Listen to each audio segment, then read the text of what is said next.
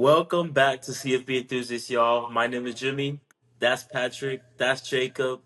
Welcome back to the show where we bleed college football. So if you're just as passionate as college football like we are, go ahead and subscribe. You're going to love it over here. Share this to a friend and family member because college football is always better with a friend. Go subscribe to our Instagram, CFB_enthusiast. That's where you'll find a lot of our short form content. And then follow us on Twitter, CFB Enthusiast One. That's where you can find us on there. What a week one, boys. Week one in What the a week, books. bro. We had a lot of great ball, plus more that we didn't really expect. Florida State. Um, there was a lot to take away from week one. I will say that there's a lot of overreactions that we've seen so far. We Yeah. are going to talk a little bit about those. We're going to talk about our biggest winners and losers from week one. What's wrong with Alabama? We're going to talk about them. And then we're going to head into our week two game predictions. All right. And then a little bit of trivia at the end as well, because, I always like doing the trivia. All right, guys, let's start this thing off. Week one, like I said, a lot of takeaways, a lot of overreactions from the college football world. Yeah. Let's talk about some of our biggest winners and losers on the on week one. So, where should we start out? A winner, or a loser? Um, Loser. we can go loser. Loser. Yeah. Okay, I want one of y'all to start it off. Who's one of y'all's biggest Uh, losers of this weekend? do you want me to give you all of them, or are we just gonna alternate like one, one, one? Just go with your biggest loser from this weekend. My biggest loser is Kalen DeBoer in Alabama. Um, I know that's a different segment as well, Oh, but we're getting there real quick. I'll just say Kalen DeBoer in Alabama. I'll dive more into it when we go. What's wrong with Alabama? Okay, you Um, can pick another one, and then you can save Kalen DeBoer for my other that segment. my other one was UNC and not even Bill Belichick, but UNC and Gio Lopez. I mean, UNC brought Bill Belichick in. They had this A-list celebrity list at the game, ready to watch it. Thought that they were going to have an easy game with TCU, which Josh Uber looks incredible. I know that was your Big 12 champ, Jimmy. So credits to that. They are now. But yeah, I mean UNC and Gio, they look bad. Gio looked terrible, but he had an hour and a half in between completions. An hour and a half of like real time. Yeah, I saw Yeah. that. I don't even really put the blame on Bill. I mean, the 70 new guys, you can't really give him shit. He did the best he can, but it's just, yeah, Gio Lopez looked bad. UNC looked bad. I was happy to see Max Johnson get in there. Let me ask you this, Pat. Yeah. Why do you say okay? First of all, what were your expectations on North Carolina? Because if they're your biggest loser, I'm assuming that you had higher expectations of them than most of the college football world. I guess more so, it's not UNC, it's more so Gio Lopez. He was paid $4 million to come in and be the guy, and he got benched. Don't put your faith in the Conference USA, or the Sun Belt, whatever. Bill's going to do what he has to do to win. I have no doubt in that. So if it's benching Gio after week one and they paid him fat, I don't think he gives a shit. He's a redshirt sophomore, so they have him for the long term. If Max Johnson gives you the best to win now, then I think you'll have to start him. So I guess it's not really UNC. I didn't think they were going to be great. I thought maybe they win 8 games. Now I really don't even know if they win 8. Just the defense looked bad. Yeah, they didn't. I don't think they tackled anybody. Yeah, that's fine. So I guess UNC, just in terms of, I didn't have high expectations, but I expected more than, 47-14. So I didn't think they would lose by 30. And I didn't think their star QB would not be a star. So we'll see. But I would say Gio Lopez is the biggest loser behind Bama and Kalen DeBoer, but we'll cover that, the DeBoer and Bama later. So I guess, yeah, Gio Lopez, not necessarily UNC. And then Boise State too. That's what I was gonna go. Boise, their season's done. They look terrible. Like they look bad. They don't have Ashton Genty. I mean, USF I think is legit, like with a QB, but Boise just looks bad. They have no offense. They have no QB, no run game. So Gio Lopez and Boise are my top two biggest losers behind Bama. I think the Boise game was reason 150 why Ashton Genty got robbed of the Heisman. Yeah. Last season. Yeah. So you think Boise State's out of the mix for highest group of 5? I don't even know if Boise wins 6 games. But I guess like to be the highest group of 5, you really can't lose. you either got to be undefeated or you have to lose to a Power 5 team. Like Boise's one loss last year was Oregon. Yeah. I also had. Well, I'll let you guys give your losers too, and then I have 2 others. My biggest loser, I wasn't surprised by it. They looked how I thought they were going to look. He looked how I thought they were going to look. I think people thought them and he was going to be better, but Nico sucks. He was on this list. He was on this list, bro. I think everybody in this group knew Nico stunk. I mean, UCLA looked bad. Like they came out with Deshaun Foster got out-coached. He got laps walked around him. But, I mean, that's how good it is. So, Yeah. That's what Morgan Scally is. I mean, Nico looked bad.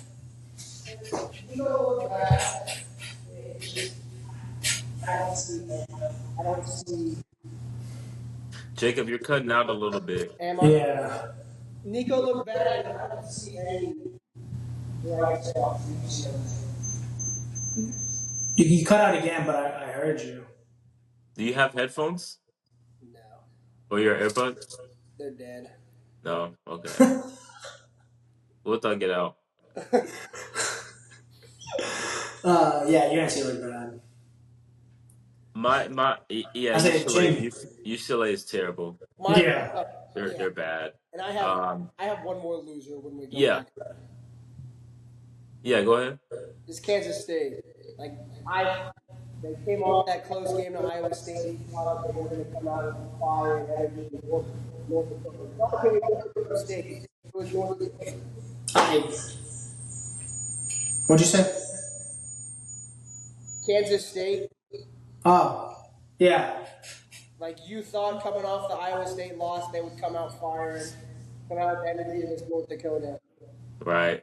Like if it was North Dakota State, they're powerful, they're you got to score with 20 seconds left in North Dakota. I only have one on there, and honestly, let's just jump right into it. Yeah. What's going on at Alabama? Because what I saw on Saturday is something that it's deeper than something that can be fixed this season, I believe. Yeah. They have like major issues. It wasn't like a fluky type of game where Florida State just made some crazy plays and it was unfortunate for Bama. No, they absolutely got pushed around, dominated along both lines of scrimmage thoroughly. The lack of effort, you saw the discrepancy. I mean, we last year we were talking about Florida State being that team that gave up, had no effort. This year they come in, they're flying around, they're making every play. You see the effort. And then on the flip side for Bama, guys are loafing around, guys are jogging on the plays, not making a wholehearted effort to make a play. Yeah. We haven't seen that from Alabama. Ever since I've been watching college football, I've never seen that from an Alabama team. Ever. And that just goes back to what is the culture looking like on the inside of that program and that organization? Yeah. What has changed in the last 15, to 24 months that has completely flipped the culture upside down. Kalen DeBoer is going to have a lot of questions to answer. Um, I think they have more losses coming on their schedule, Yeah. and this is a bad look all the way around. All the way around. Top to bottom. I mean, like you said, since we've been watching college football, this isn't Alabama. Like maybe Nick And it's Saban. not even, and it's not even. I mean, it is a Nick Saban thing. Like you see the discrepancy as far as like the standard. Yeah, and the The culture. standard was here no matter what. Yeah. But you see that just free fall. And like you mentioned, you have guys just loafing around, jogging. I don't know if you saw the Emmanuel Acho break it down on ESPN, but you have guys jogging to the ball from the safety on Florida State's reverse that they scored. Yeah. You had both the safeties just jogging to the ball, the linebacker jogging to the ball. Like 2 years ago, you don't see that. You saw Nick Saban ripping into players up by 40 with their jogging to the ball. Like I don't care if backup, second string, or third string. It doesn't matter. There was a standard set at Bama. I think it falls on Kalen DeBoer, plain and simple. He owes Michael Penix a fat check for getting him that Alabama job. He took him from Indiana to Washington to Alabama. He doesn't have Michael Penix. He's probably still at Washington. It's just the effort and the discipline was all over the game tape. It was just bad for Bama. Like Nick Saban built it up over 25 years, and it's fallen like within a year or two. I feel like we kind of saw it the end of last season. The Vandy loss, Bama came out and they didn't even beat Michigan in their bowl game. You have your safety throwing a fit and throwing his mouthpiece like with 30 seconds left. Like it's just you don't see that with Alabama. They're more worried about making TikTok dances, painting their nails, carrying little dolls. Like it's not going to win you games in the SEC. It's just these aren't Nick Saban's guys, and even if they were there, they didn't do a good job of keeping the standard, or keeping the Nick Saban's tradition. The guys aren't there; they're gone. Caleb Downs is gone. Justice Haynes is gone. Yeah, Taylor Proctor's still there. Their D tackle's still there. Some of the linebackers are still there. Like they were freshmen with Nick Saban, so those guys got dominated. Yeah, it's just in a million years, I wouldn't have thought Caden Proctor and Parker Brailsford would get just pushed around and dominated like that. And it's just, by a Florida State team that overhauled not only their whole roster, their whole coaching staff, coming off a 2-10 season, and on top of all the effort and loafing around and all that crap, Kalen DeBoer has had his time at Bama so far. He's had high highs and low lows. Yeah. Some guy is trying to argue with me on the video I posted saying, well, this is funny considering Kalen DeBoer's beaten Sark, Dan Lanning, and Kirby Smart.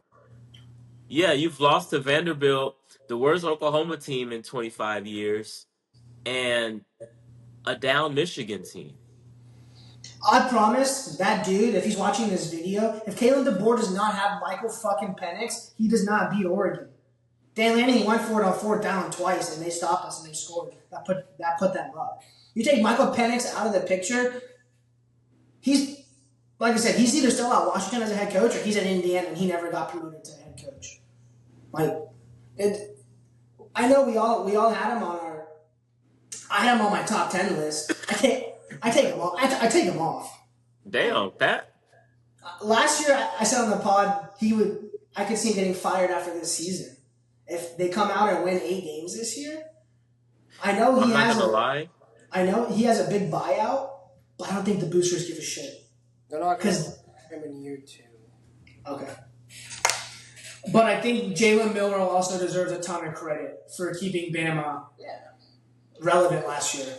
Absolutely. Like, that was a Nick Saban guy. He stayed with the new coach, and I think he helped keep the culture alive. He's gone, and I think he was I'm happy. I think he was a 3rd-round pick for a reason. Like, they saw he's a good leader. He can maintain the culture, but he's a QB that you can work. His deficiencies are coachable. So Let me ask y'all this: do y'all think, big picture talk aside, do y'all think this season is still salvageable? And when I mean salvageable, I mean the expectations they had to start the season making the college football playoff. Is that still something that can happen? Because I'm looking at their schedule, and from what I saw on Saturday, they have more than 2 losses coming. yeah, I say yes. I say yes for 2 reasons. The effort can be fixed. That can be fixed in practice. That can be fixed in meetings. That can be fixed in The effort? that can be fixed in one-on-one meetings. The other thing too, it's the same thing with Texas football, right? Like you have a brand new starting quarterback. Now you're going against one of the most hostile environments in the country. I think it's hard. Whether it's a 2-win team or a 10-win team with a defending national champs, you're going all the way from it. You play like Florida State, where you know it's going to be hard. With a brand new starting quarterback. That's hard. Yeah, I think if Bama wants to, they can still make the playoffs. Now, they all the coaching staff. The little things that we saw, like whether it's effort or the energy, that can be fixed. You can fix that. Yeah, they still make the playoffs. Yeah. Like, they don't make the playoffs.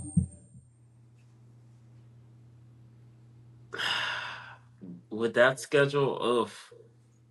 I think They're gonna have to go 10-1, or Yeah, like I don't think they'll make it. Can they? I think they have the talent to make it.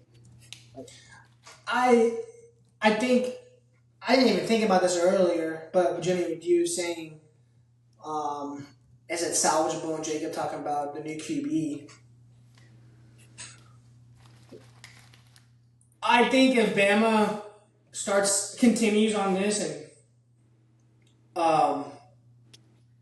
they play Louisiana Monroe next, and then Wisconsin, they should win those 2 games. the next 2, they'll be fine.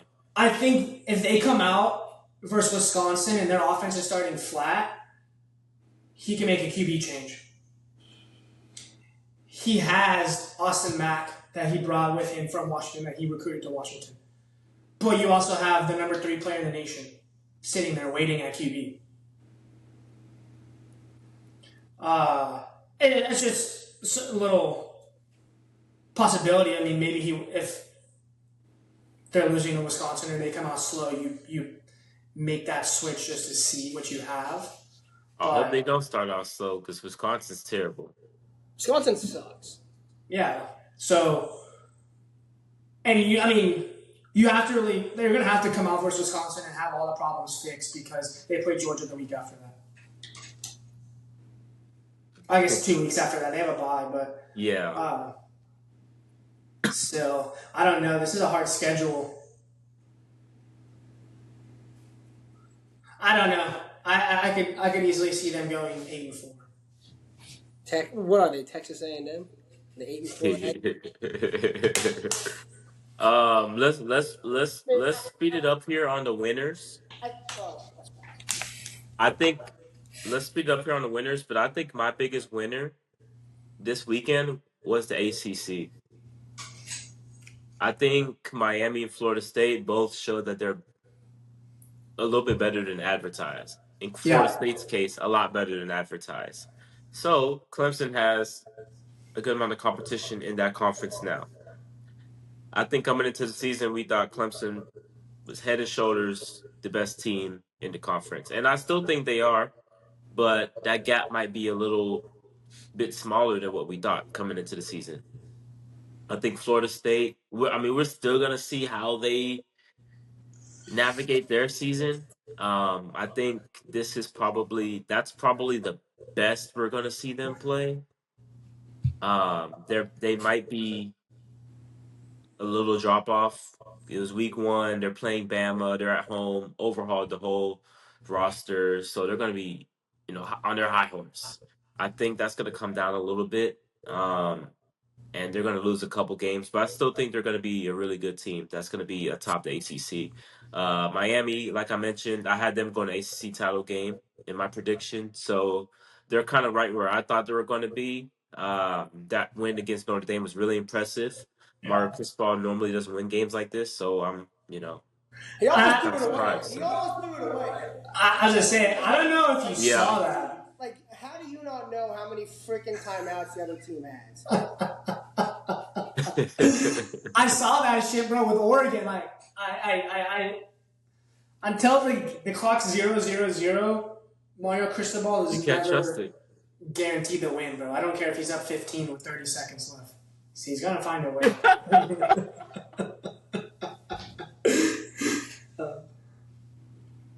Yeah, so ACC's my biggest winner. I like that.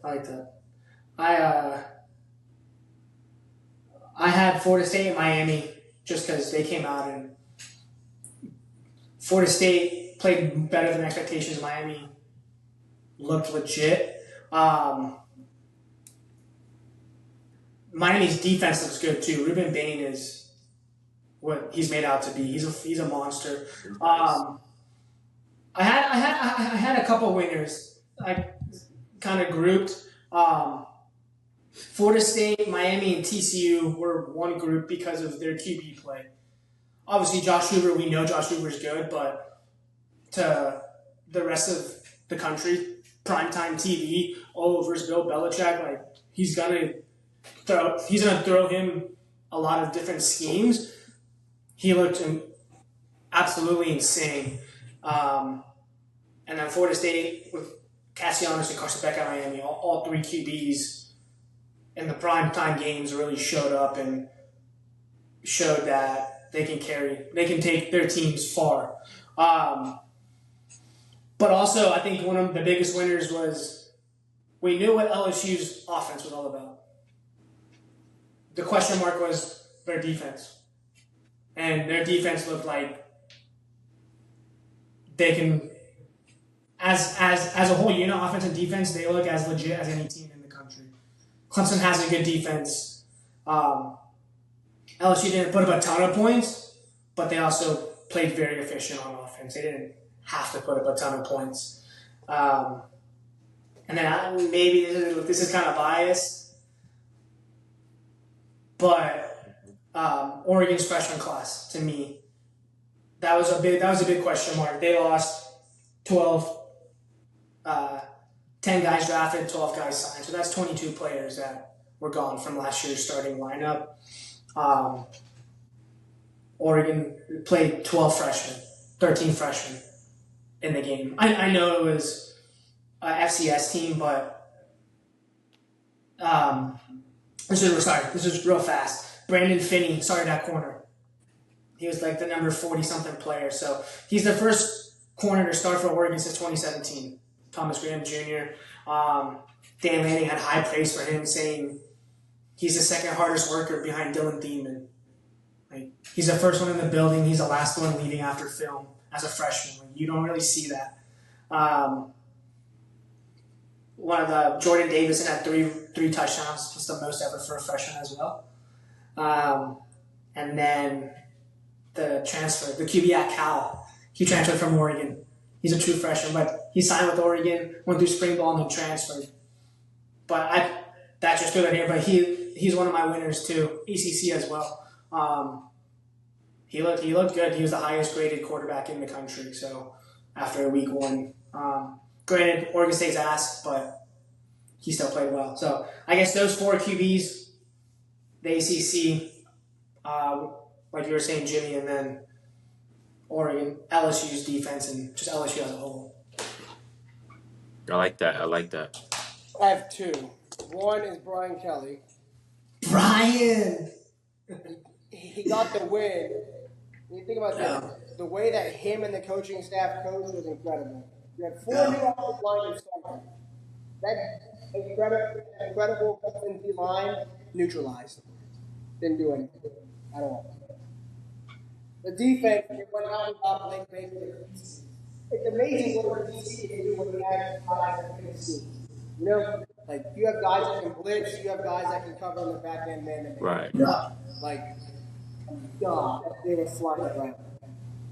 But what the coaching staff did as a whole to put LSU in position to win, like that was an amazing top, start to finish. Like, they coached staff.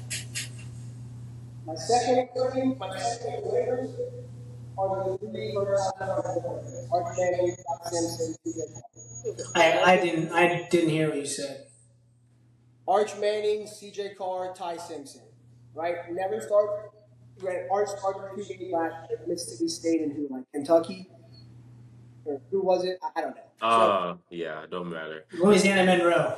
Yeah, I think it was ULM. So they both made their first career starts this week on the road. Arch was at the Steelers against the defending champions. Ty Simpson was at Florida State. He played very well. And then you had CJ Carr at Miami. Going on the road with one of the awesome environments are only going to make those 3 guys. Yeah, I agree. Only have them belong. I think that's just going to be hard. I think Notre Dame's going to be fun. I think Bama will figure it out. I think those 3 games, those 3 environments made those 3 quarterbacks. Yeah, I like that. I like that. Let's get to these predictions, man. The biggest matchup of the week is number 15 Michigan going on the road to number 18 Oklahoma. Pretty much the opposite of last week. You know, you saw Texas and Ohio State. Now we got the opposite of the rivalry teams. It's kind of cool. I'm gonna be rooting for Oklahoma just for that sake. But it's gonna be a really interesting game. I saw a little bit of that game with Michigan last week against New Mexico. Bryce Underwood looked pretty good. I mean, Bro.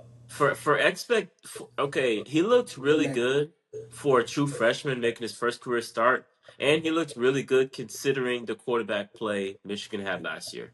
Yeah. Honestly, by the standards of last year, Bryce Underwood is Tom Brady, Patrick Mahomes. Yeah. It was that bad last year. You know, obviously there's some mistakes he made in the game. Nothing too egregious, but you know, little mistakes here and there that freshmen are gonna make, and that's fine.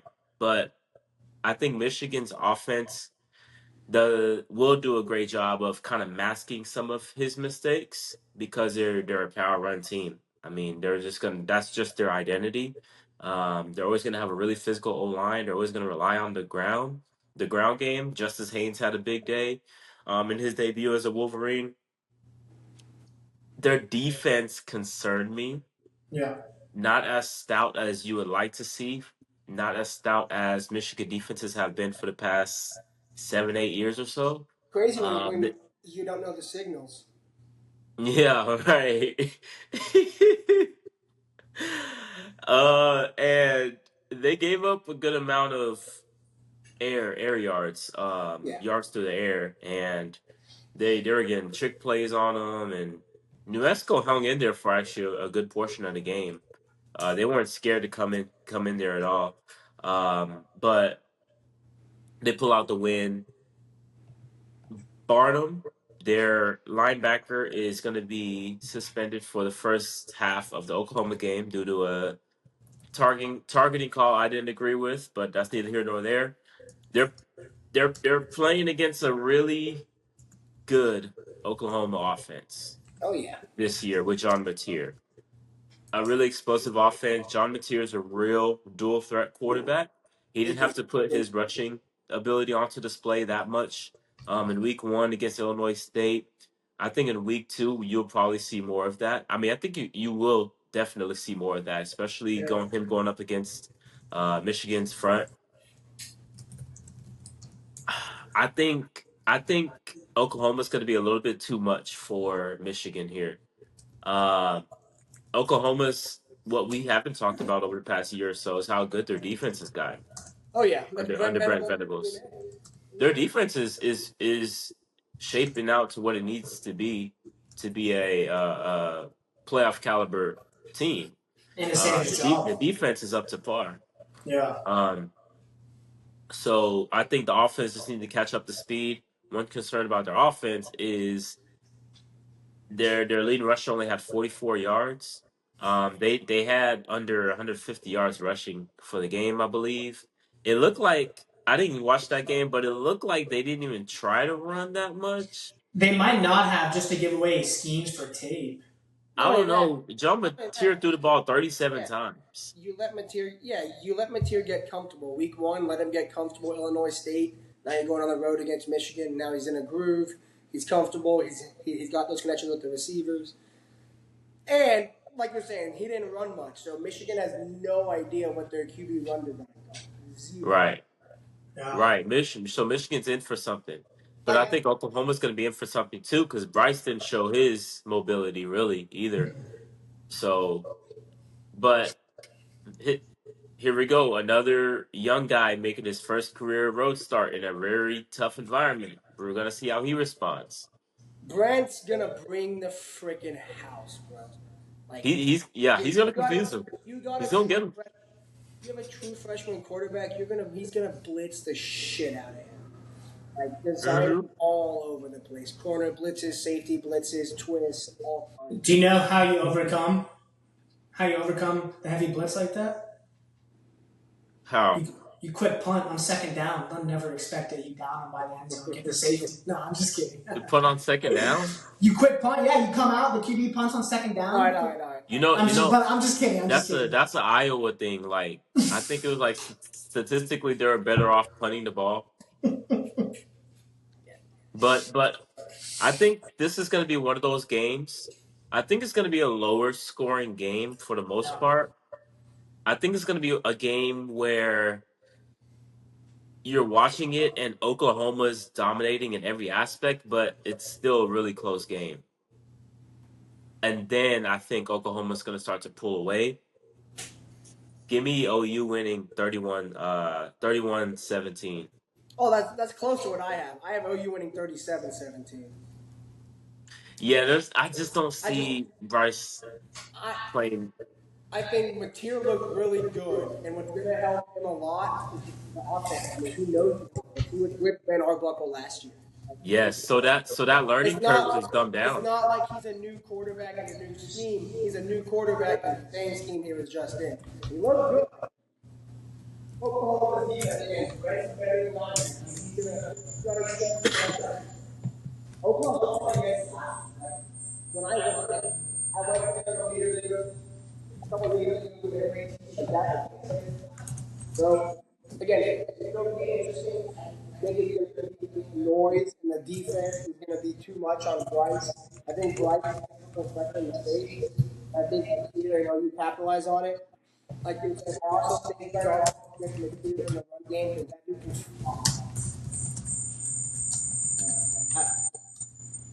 I think Oklahoma overall as a team and actually is going to be way too much.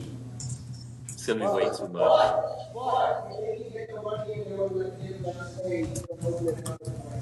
So we'll see.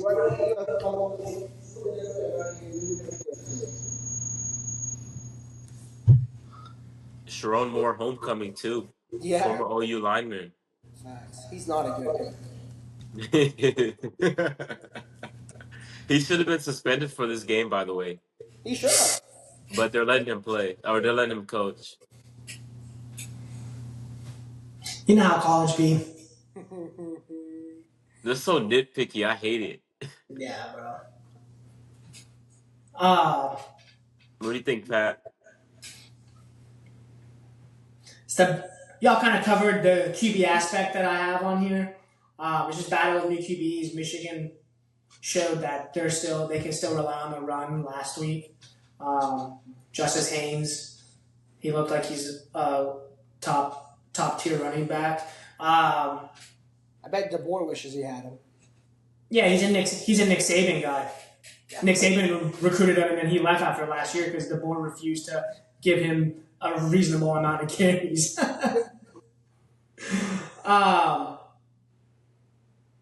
OU,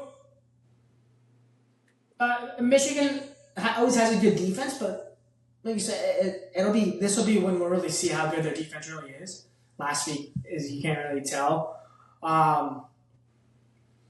But I think OU, like you guys touched on, their defense is looking good. Their Brent Venables has them playing fast, finding the ball, making plays, playing smart. And I know it's Mateer's first year there, but he's still a veteran QB. He still started a good amount of games. I think that'll play the biggest difference.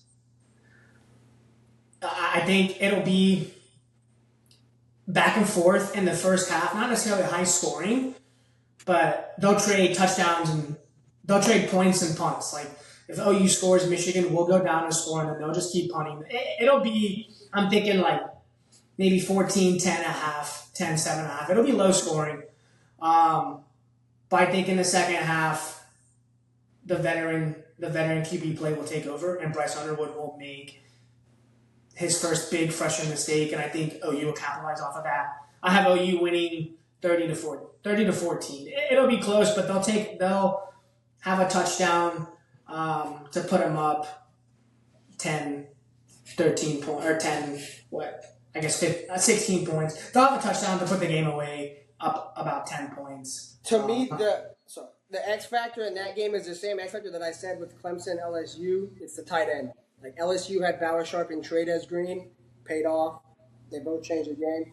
But Oklahoma, it's Jared Knapp. I mean, that dude is so good. Like he's so good. You know what's crazy about Jared Knapp? Is he was a linebacker the last 3 years. Yeah, he was. Was he really? He moved the tight end this year. Yep. When they lost Bauer Sharp, they moved the tight end. He's so good. Well, Michigan has a really good tight end of their own. And Klein, he had 6 for 93 and a touchdown. And games like this, where you're going to blitz, the tight end is always so big. Yeah. So important.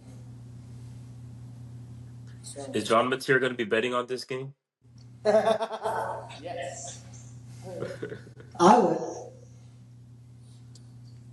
Illinois, number 11, Illinois at Duke. I think it's going to be a real interesting game. Yeah. I got Illinois winning, though. So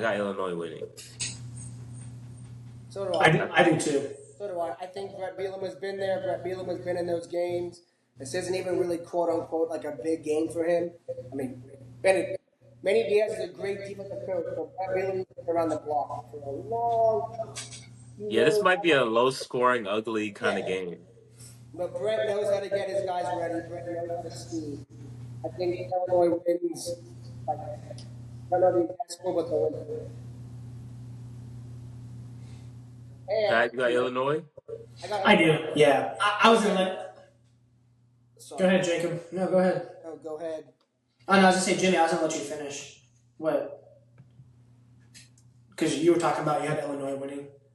Oh, no, I was going to keep it short on that game. Oh, yeah. I know I had Duke in my title game, and the ACC, which they still could, but if I could go back, I don't do that. But I think Illinois wins like 21-17, 20-17. It's a low-scoring game.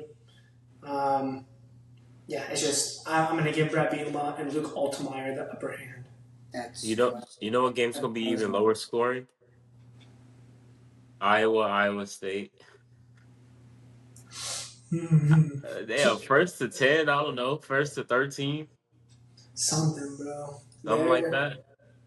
I don't see Iowa winning this game. You do? Iowa looked bad. Like, they looked bad last week. Like that offense sucked. Like Iowa State. It's the same. It's the same thing. It's the same thing every year. Iowa's gonna kick field goals, and Iowa State's gonna win like 35-13. It's the They're same gonna, thing. Iowa State's gonna smoke them. I think as long as Kurt Ferentz is there, the offense is going to average 13 points a game. Like that's just what it is at this point. They're gonna win games 13-10. Like that's just what they do. But Iowa State still has a dynamic enough offense to be able to put up points against. I mean, the games have been really close. The game's gonna be close again. It was really close last year, even when Iowa State had Higgins and Noel. But I think they're gonna be too much offensively. Like those running backs are nice. Rocco Beck's really good. I think they win.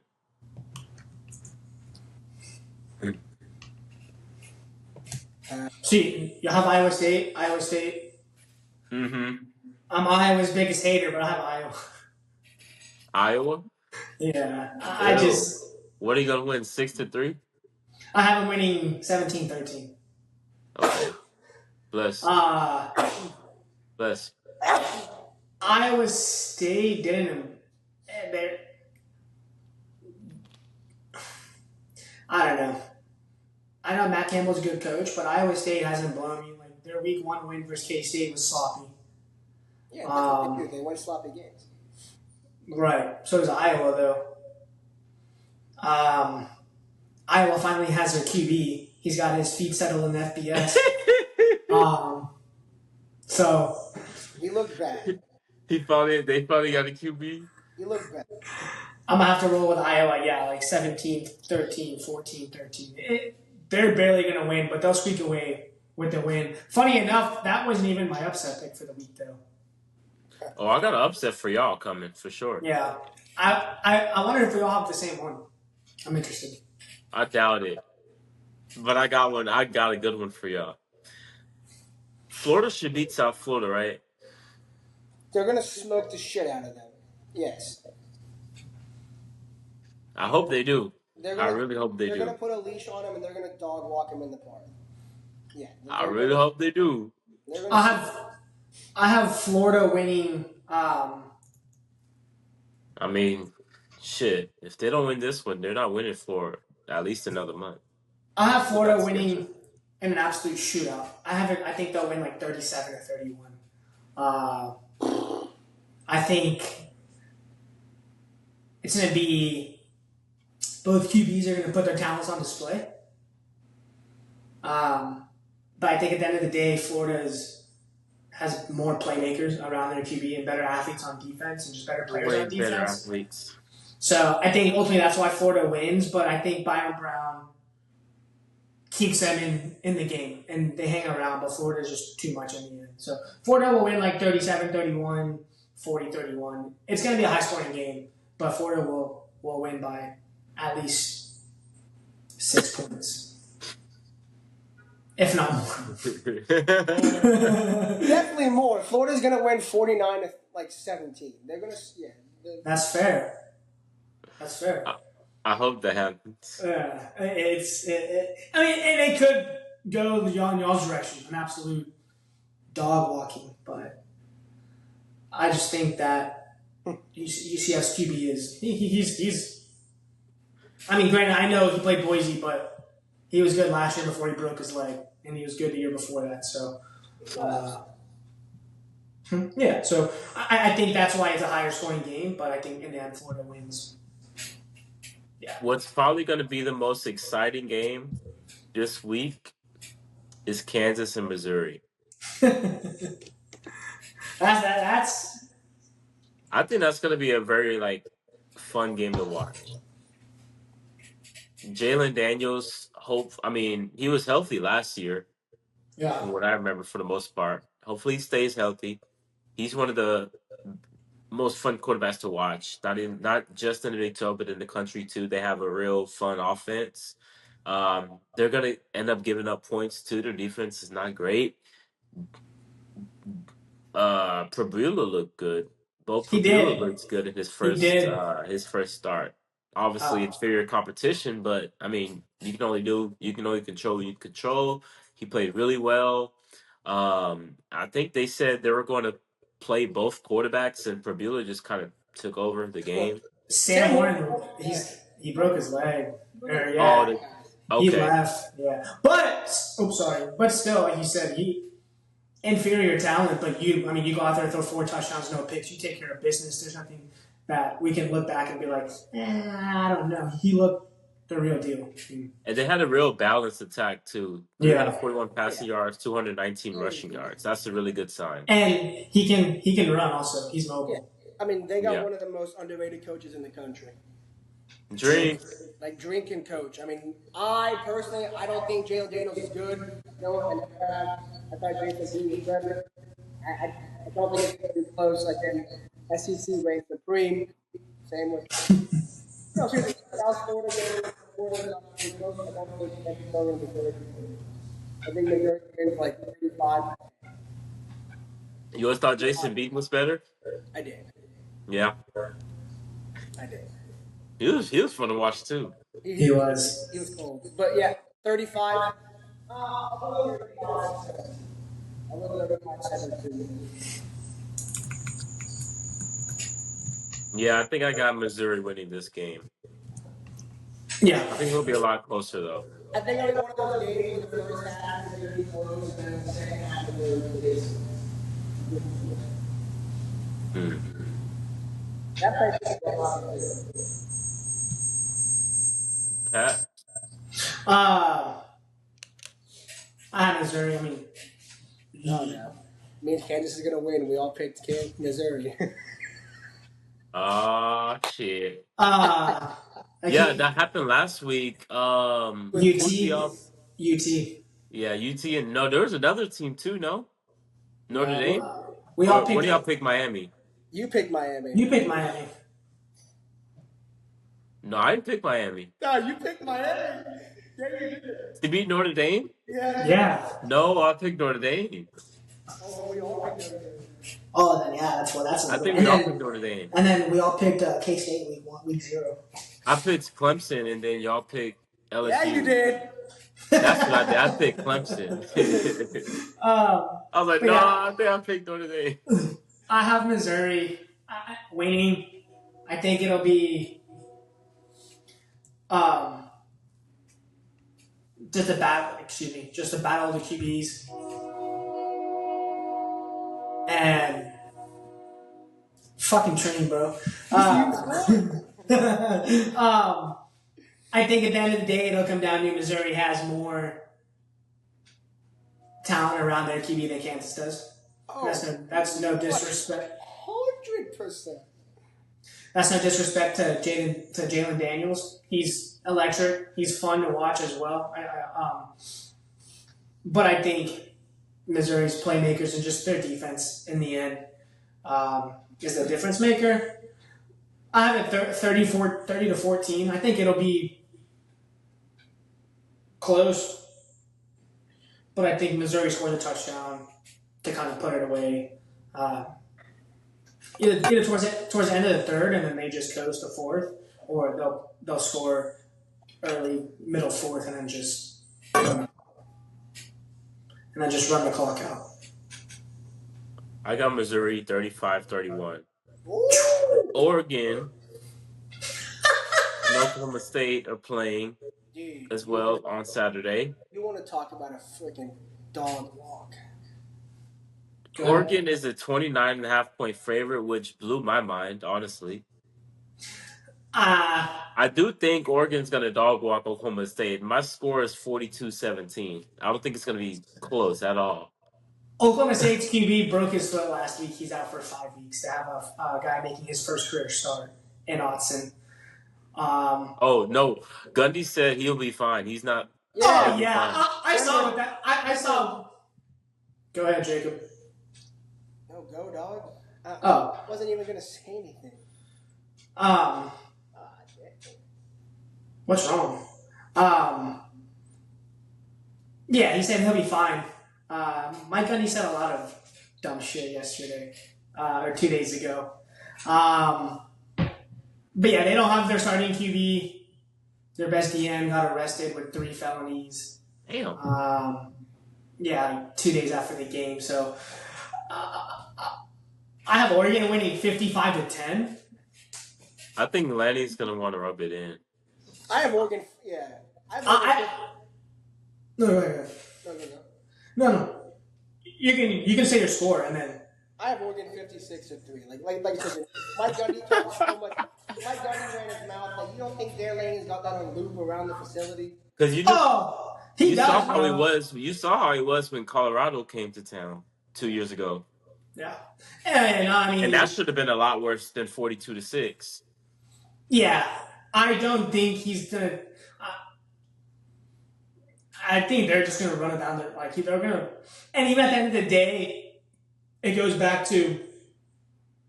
I think the scores in the air ran up regardless. One, just the disrespect that Mike Gundy.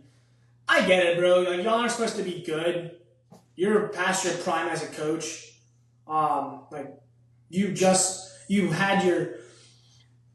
He had his second losing season ever last year. His first one was his first year ever at Oklahoma State. So between his first year and last year, he kept them relevant. They're no longer going to be relevant ever. He made that pretty clear that Oregon likes to spend money on their roster, or Oklahoma State doesn't. Like Dan Lanning said, if you want to be a top 10 team in college football, you're going to have to spend money nowadays. You have no choice. You have no choice. You have coaches like Mike Gundy at Oklahoma State who don't spend money on their roster, and then they want to use that as an excuse on why they're ass. Okay, bro. Like, that's not our problem. You don't want to spend money. You don't want to spend money. Like, Dan Lanning had the perfect response, you know?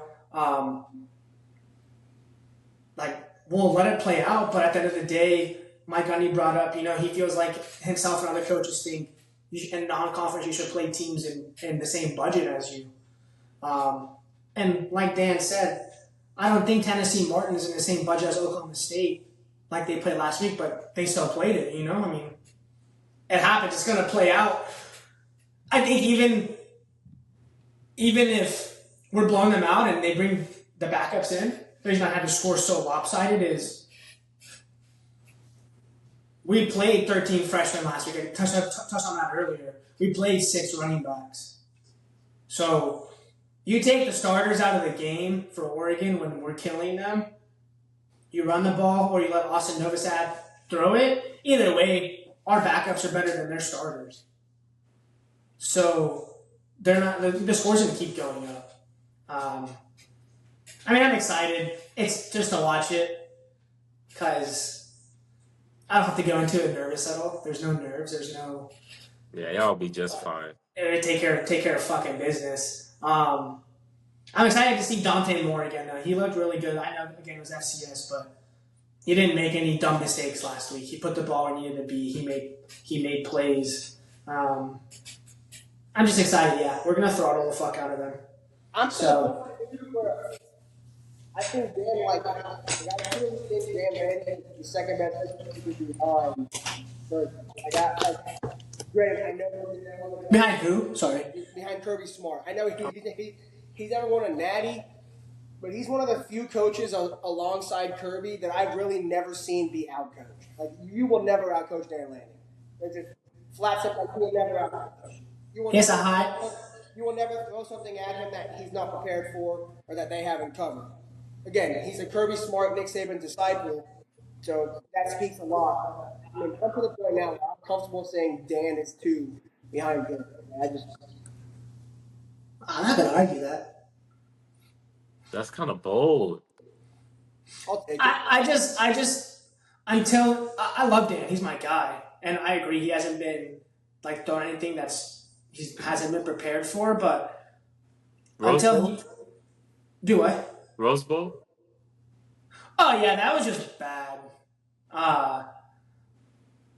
But that's what I was going to say. That's why I put him at 4 or 5. I can't put him ahead of the 3 coaches that currently have national championships. When he wins a natty this year, yeah, I'll be confident putting him at 2 or 3. Only behind Kirby and I'm clipping this. And you can. if I'm calling, I mean, you know, I got to say we're going to win the Natty.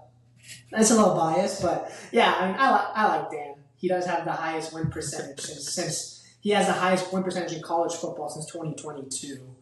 Um, he's only lost games to teams that have either gone on to win the Natty or losing the Natty. So, but back to the game at hand. Yeah, we're gonna.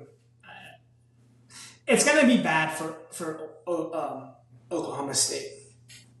I truly think they gave Oregon the same spread for Oklahoma State that they gave us last week for South Dakota or whoever. Montana State. Montana Sorry, State. Montana State. Yeah, I will. Sorry, this is the last thing about Oregon. Montana State had a short receiver. I think he was number 14, white guy. He led their team in catches last year. He'll be playing for a Power 4 team next year.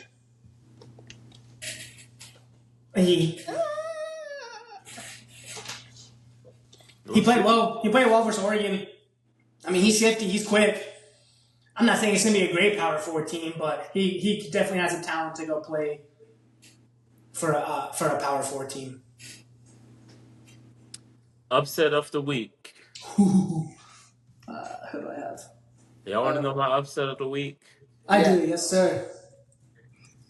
I think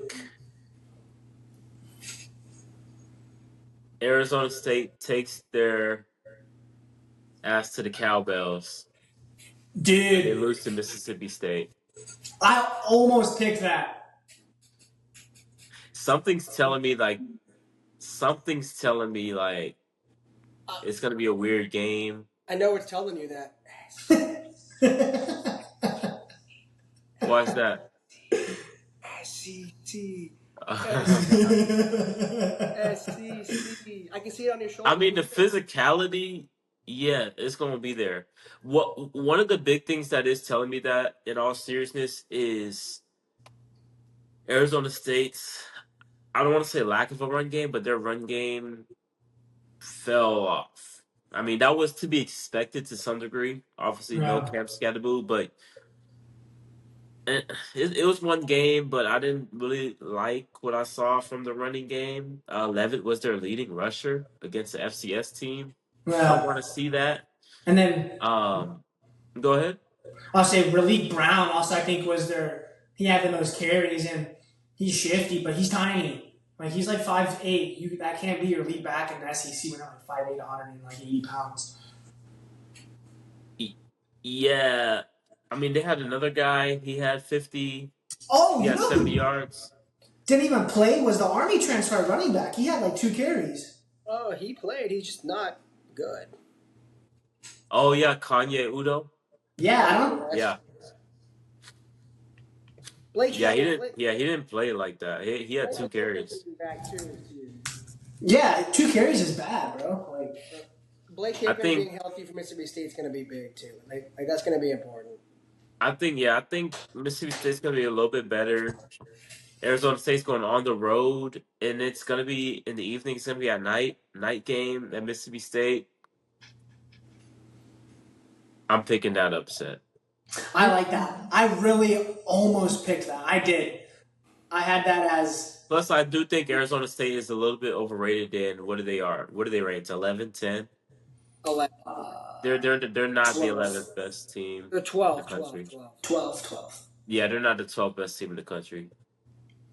No, they're not. I think Arizona State looking the way they did last week, and Baylor, TCU. I know Baylor lost, but their offense looked really good. TCU looked really good. Everybody's. I haven't seen Tech play a game in the last 2 years, but I know everybody's high on Texas Tech. I think the Big 12 was honestly wide open. Facts. I think they could also feast on each other, and you have like an 8-4 team, Oh, they definitely will. There's a lot of. and you have like an 8-4 team that gets in the playoffs. Okay, that won't happen. Remember, it's only the 4 highest ranked conference champions. Oh, If they're 8-4, they're not guaranteed. So yeah, If who I don't know who would be the highest group of 5, but Like Yeah, Tulane or whatever. honestly, I don't even think TCU or Baylor will lose 4 games. So, no, disregard that. Let's just rewind, cut it out. who's your Who's Huh? y'all's who's upsets? your upset, Pat? That's what we're talking Um, what the hell does this say? Why did autocorrect? My upset's Baylor over SMU. about. I thought so. Both of my I flipped between the two of them. I just. Oh, those were your 2? those are I was going back and forth. Same. As you said Baylor, I was going to miss it today. So, I know Baylor lost last week to Auburn. I don't know that SMU has the defense to stop Baylor's offense. I mean, Baylor put up, 25 points versus Auburn, who has a really good defense. They had 400 yards passing, I think, too, Baylor? or three something. Yeah. Yeah. Jordan Robinson. So I they mean, went up and down on Auburn. They just They- couldn't convert a couple times in the red zone. that and they had 2 massive holding penalties. One was a 60-yard touchdown they got tackled on, the one called back because of holding. They punted it, and then they had another touchdown or a long play that got called back. So you take those 2 plays out, they might have even upset Auburn.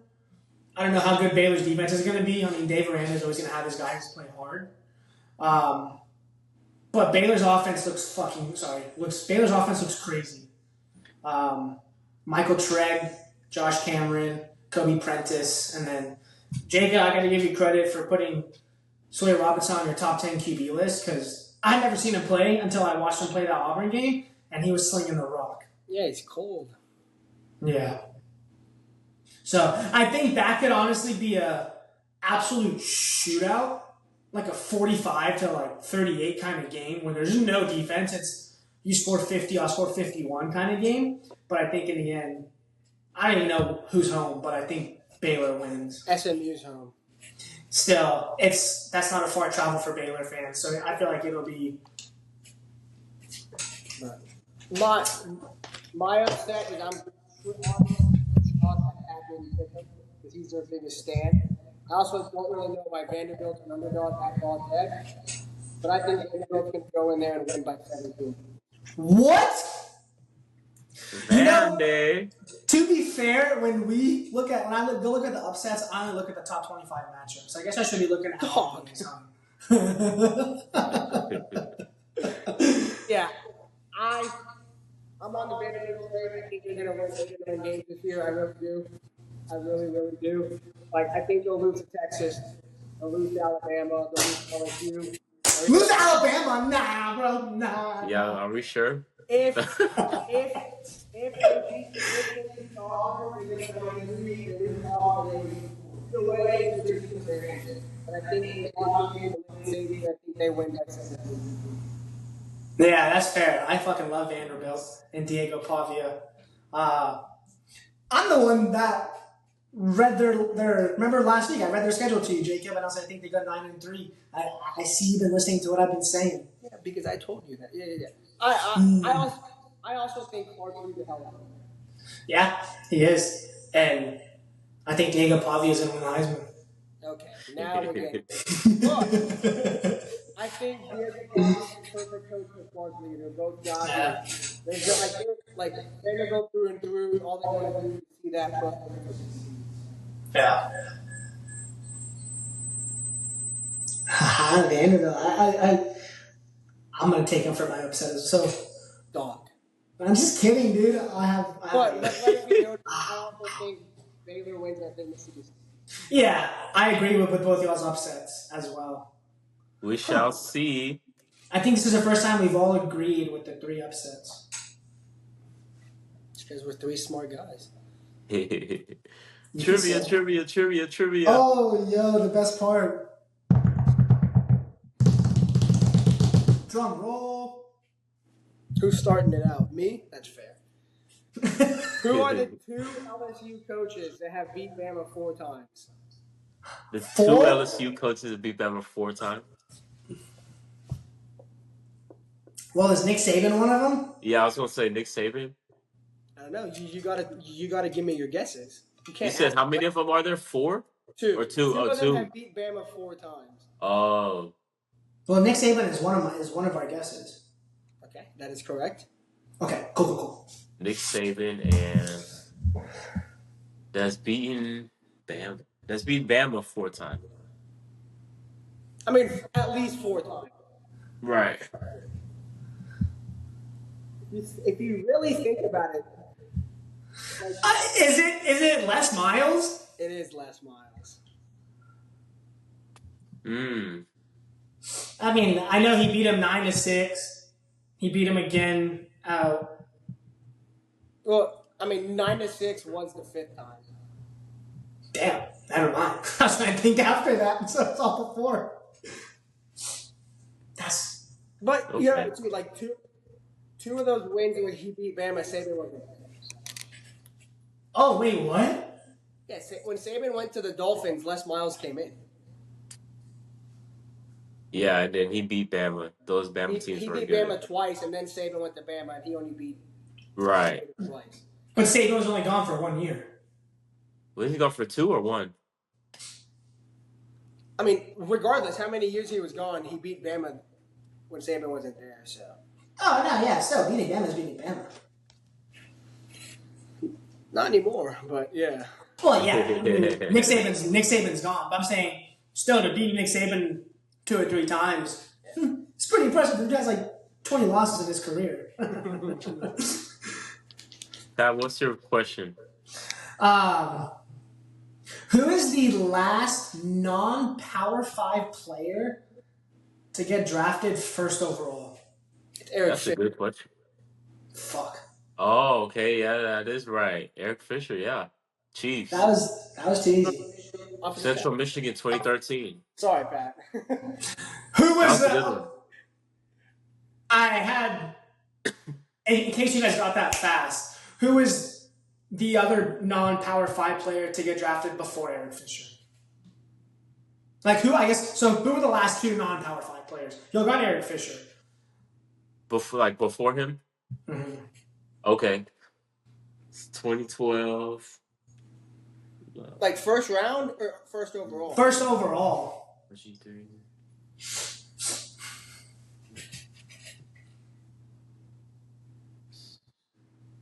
Drew Bledsoe? No. It was after, I'll tell you, it was after Drew Bledsoe. Cam was 11. What did they play? Yeah, but Cam was a Power 5. Oh, you're just, yeah. No, I'm just. 10 was 09 was Bradford, or 08 was 09 was Bradford. No, 10 was Bradford. What they play? 09 was Stafford, wasn't it? No, Stafford was. Oh, it's Stafford, yeah. I And then thought it was Stafford Bradford was 08. They played quarterback. You said they were quarterback? Yeah, they were. They were QB. It wasn't Jason Campbell, right? No, that's not. No, he was at Auburn. He went to Auburn. Yeah, he went to Power 5. Damn. 23, 02. I don't know. So it wasn't Ty Detmer because he didn't go one. No. Quarterbacks. 2001. 02. Chad Pennington. No. Who went 02? 03.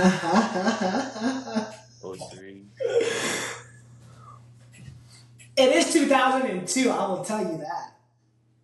Who was Bro, first I was pick 4 years old, dog. I know, but I know. I know y'all know who it is. That's the thing. A quarterback. They had a successful NFL career. Fuck no, bro. Oh. I mean, they weren't bad. They lost games, but Was it Ryan Leaf? No, but I mean, he probably had. I guess fuck knows it wrong. He had like a 10-year, 11-year career. He just didn't win games. Him and his brother are 2 of the most losingest quarterbacks in the NFL history. What the fuck? Oh. It's David Carr Oh, What a bum. Yeah. hard. Yeah. Like I say, he didn't have He success, went to the Texans, who expanded that year. Yeah. and they were bad, bro. Like I said, it's not his fault. They It's never just gave him an O-line. him and Derek Carr were put into bad teams. They were. Now Derek was much better. Was much better than David. Derek Carr was cold. Yeah, he was a solid QB. No, Derek Carr. They just, I mean, they both have losing records, but Derek Carr. David and Derek Carr. Like I said, Derek had a better career for sure. He made a Pro Bowl. Derek just retired, right? Because he broke his wrist. But yeah, David Carr was. Jimmy, what's your trivia? Oh, that's a good one. So I like. I'm gonna make a theme of my trivia if I can every week, for it to kind of be relevant to the upcoming week or the previous week or something like that. So Okay. my question, with Michigan and Oklahoma playing this Saturday, it prompted this question. The last time Oklahoma lost a non-con home game was 2016. Who was the team and who was the quarterback of that team? 2016? Yeah. They lost a non-conference home game, you said? That's the last time they lost a non-con home game. Didn't they lose to Notre Dame? Mm-mm. No. 2016. They came in there and BTA. That was with Baker, wasn't? Baker was Trevor, there, right? That was Trevor Knight. Trevor Knight. No, Baker was the quarterback. Yeah, I said Baker was because he got drafted in 2017, 18. Oh, that's Ohio State. Yeah. Yeah. There. JT Barrett. And then Baker went into the shoe the next year, won. And then he returned the favor, yep. The next year. That's the last time Oklahoma lost a non-con home game. That's actually against crazy, Michigan's rival. Damn. And Michigan's not going to top that. Oh, they had Urban Meyer, too. Huh? Yeah, that Ohio State had Terry McLaurin. They had KJ Hill. Here's a funny piece on Urban. Paris Campbell, I believe, was there. Yeah. I think that Curtis Samuel. I think that was funny for me with Urban was, I'll make it quick. At halftime of the Texas-Ohio State game, he was talking about how J.K. Dobbins. Urban was saying he gave like that body kick the field goal on fucking short. And Brady Smith goes, let's be honest, you would have given the QB power to the 15, and Urban laughed and he was like, you're probably right. I believe they had J.K. Dobbins was a running back too. Michael Thomas. No, Thomas left after the national. Thomas was gone after then. I don't think y'all know what you're talking about. I'm just kidding. Just kidding. They had Marvin Harrison, Chris Carter. Yeah, because Zeke had just been drafted by Dallas 4th overall. Yeah, they had a squad. Yeah, bro. This was their defense. Hold on, let me read y'all this defense. Go ahead. They had Nick Bosa. Yeah. Sam Hubbard. Yeah, Sam. Denzel Ward. Marshawn Lattimore. Damon Arnett. Garen Conley. Raekwon McMillan. All 4 for Malik Hooker. Bro. Yeah, they were stacked. That's 5 first-round DBs right there. Yeah, they all went first round. Sam Hubbard's had super good. He just retired, didn't he? He did, yeah. Yeah. All that just to get shut out by Clemson. Yeah, they got shut out by Clemson, right? 31. Trevor Lawrence. No. Say it was Deshaun Watson. Yeah, no one was beating Clemson that year. They needed that revenge to Bama. Yeah. That's going to wrap it up, y'all, for week 2 of the college football season. Your preview and prediction video brought to you by CFB Enthusiasts. Make sure to follow the Instagram, CFB_enthusiast. That's where you find a lot of our short form content. Make sure to subscribe to the YouTube channel because if you bleed college football like we do, you'll love it over here. Also, follow our Twitter, CFB Enthusiasts 1. That's where you'll find all our tweets during the game. Other than that, I'm Jimmy. That's Pat. That's Jacob. And we are out. Peace. No.